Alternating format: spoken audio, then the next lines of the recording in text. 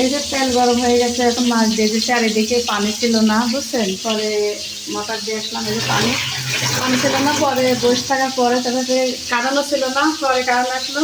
পাখিতে বনে ওঠার পরে রান্না করতে চলে এসেছি। আর এই যে তরকারি ধোয়া হয়ে গেছে। আর এই যে এখানে ভাত করে দিচ্ছি, ভাত হচ্ছে। আর এদিকে আমি পরিষ্কার করে দিব, সব ময়লা নোংরা হয়ে আছে।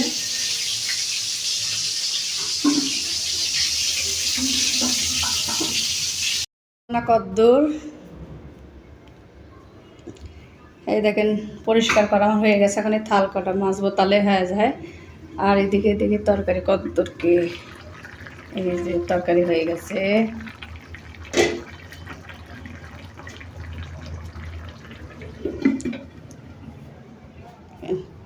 পরিষ্কার করা হয়ে গেছে সব আমার। ময়লা ফেলাতে গেছে আমার ছেলে। আর পরিষ্কার না থাকলে কিন্তু আসলে ভালো লাগে না, নোংরা হয়ে থাকলে। এ দেখেন সব কিছু গোছানি গাছানি শেষ।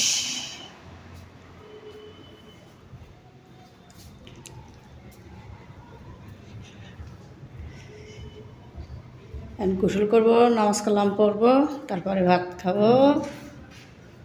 যে দেখতে ময়লা ফেলাতে যেতে হয়। এই ঘরে রুমের 2টি জানালা, এখানে বাতাস লাগে। এইসব ঘর মোছার ন্যাকড়া লাগিয়ে দেওয়া হয়েছে।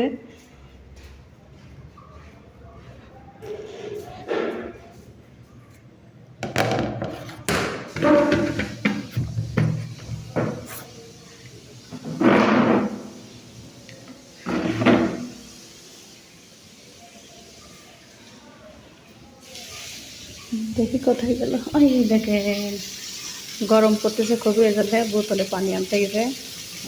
পানি পরে লেগে ফ্রিজে রাখবে, মানে পানি মিশাই খাবে। ঠান্ডা পানির সাথে পানি মিশিয়ে খালে পায় তেমন একটু।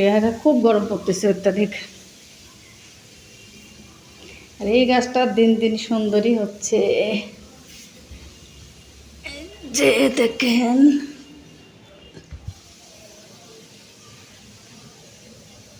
ফ্রিজটা কিন্তু এখানে রাখলে পরে খুব ভালো হয়তো, কিন্তু এখানে ইয়া করে নাই, মানে ফ্রিজ রাখার জন্য যে ইয়া রাখবে, মানে ফ্রিজে কর্ডটা ঢুকানোর কিছুই করে নাই, মানে সুইচ বোর্ড বসায় নাই, সরি ভুলেছে, বোর্ড বসাবে, বোর্ড বসায় নাই। এখানে ফ্রিজটা রাখলে পরে কিন্তু একটা সুন্দর একটা সাইজ।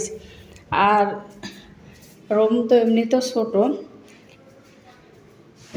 তারপরে দেখেন রুমের মধ্যে ফ্রিজ রাখেছি, ওখানে ফ্রিজের বোর্ড বসায় নাই। এই জন্য আমার রুমের মধ্যে ফ্রিজ রাখা হয়েছে। দেখেন অন্ধকার ঘরের মধ্যে, এই দেখেন রুমের মধ্যে ফ্রিজ রাখা হয়েছে এখানে।